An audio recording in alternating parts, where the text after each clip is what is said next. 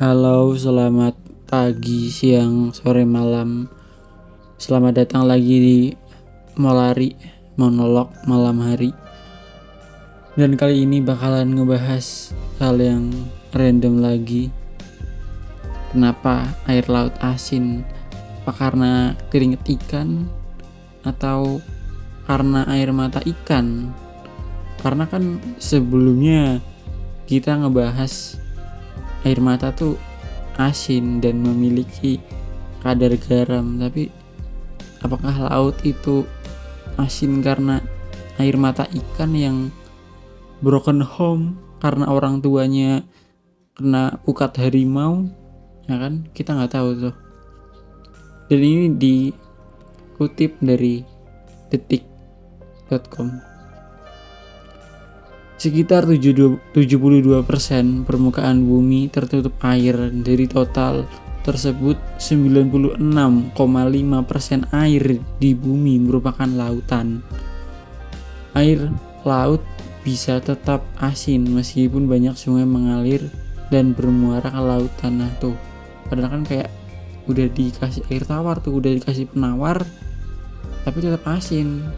Kayak ibaratnya kalian tuh cinta buta gitu loh, gak menyadari bahwa pasangan kalian itu tidak baik, toksik, tapi kalian tetap saja percaya pasangan kalian baik walaupun orang-orang sudah berkata pasangan kalian itu toksik.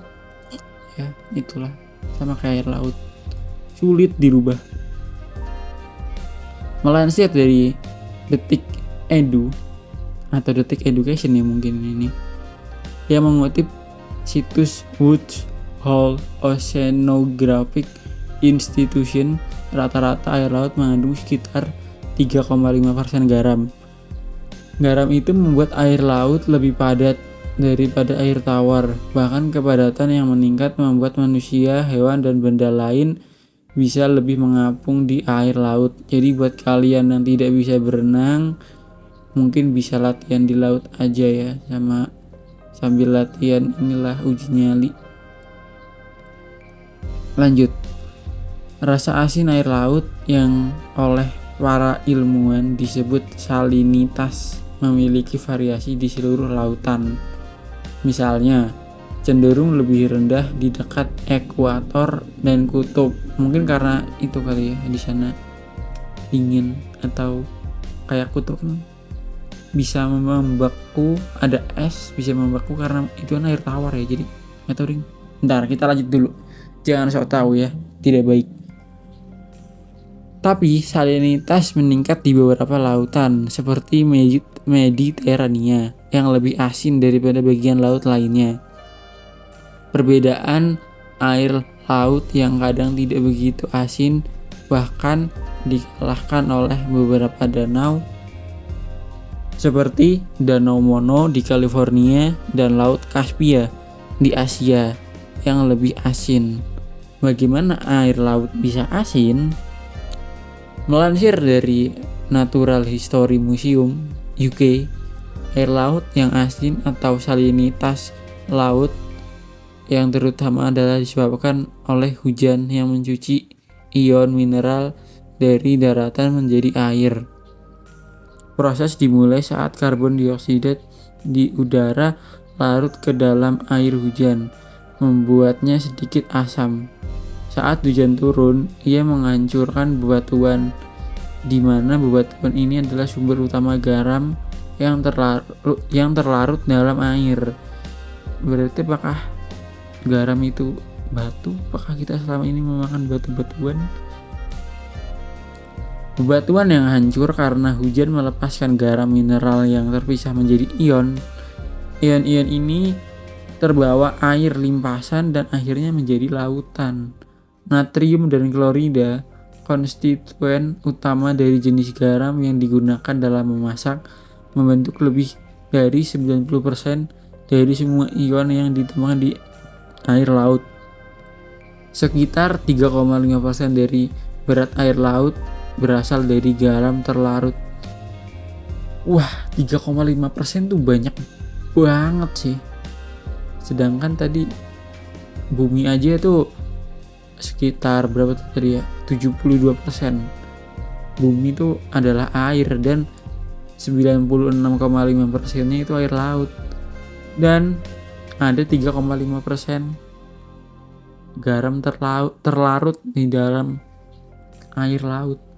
Keren juga ya. Jadi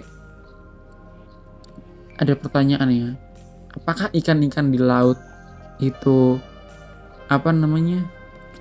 asin, lebih asin dibandingkan ikan air tawar? Apakah ikan air laut itu memiliki rasa asin yang lebih dominan dibandingkan ikan air tawar karena dia udah dimarinasi oleh garam seumur hidupnya? Nggak tahu ya, mungkin harusnya nggak tahu deh, mungkin kapan-kapan akan menjadi episode baru tuh. Lanjut dulu. Beberapa ion mineral digunakan oleh hewan dan tumbuhan laut, mengeluarkannya dari air. Mineral sisa telah menumpuk dalam konsentrasi selama jutaan tahun. Gunung berapi bawah air dan lubang hidrotermal di dasar laut juga dapat melepaskan garam laut. Berarti lubang-lubang itu bisa ngeluarin garam ya. Oleh karena itu, perairan yang terisolasi dapat menjadi sangat asin atau hipersalin melalui penguapan. Berarti kayak ibaratnya kan ini katanya lubang hidrotermal di dasar laut dapat melepaskan garam kan. Berarti kayak sama aja kayak hidung kita ya. Kemungkinan sih harusnya hidung kita mengandung garam ya. Kayak misal ingus kita, upil kita, itu kan asin kan rasanya. Jadi kemungkinan itu mengandung garam juga sih, seperti air mata yang rasanya agak asin itu berarti kan itu kan juga mengandung garam kan. Berarti seharusnya ini kotoran hidung juga mengandung garam ya. Beda dengan kotoran di telinga yang rasanya aneh. Lanjut. Ada laut mati. Laut mati adalah contohnya. Kandungan garamnya yang tinggi meningkatkan kerapatan air. Itulah sebabnya orang lebih mudah mengapung di laut mati daripada di lautan. Nah, tuh kalau kalian mau latihan berenang tanpa pelampung, berenanglah di laut mati. Siapa tahu kalian ikut mati, ya kan? Oke, ternyata pembahasannya udah selesai nih. Tapi belum 8 menit. Ini bagaimana dong? Apakah kita akan mencari pembahasan lain? Tapi bentar lagi 8 menit sih. Ya lama-lamain aja lah ya biar 8 menit. Nah ini nih. Oke, udah 8 menit. Terima kasih yang sudah menonton. Ya tonton terus ya. Semuanya ditonton deh, semua episodenya ya. Tolong deh. Yaudah, bye.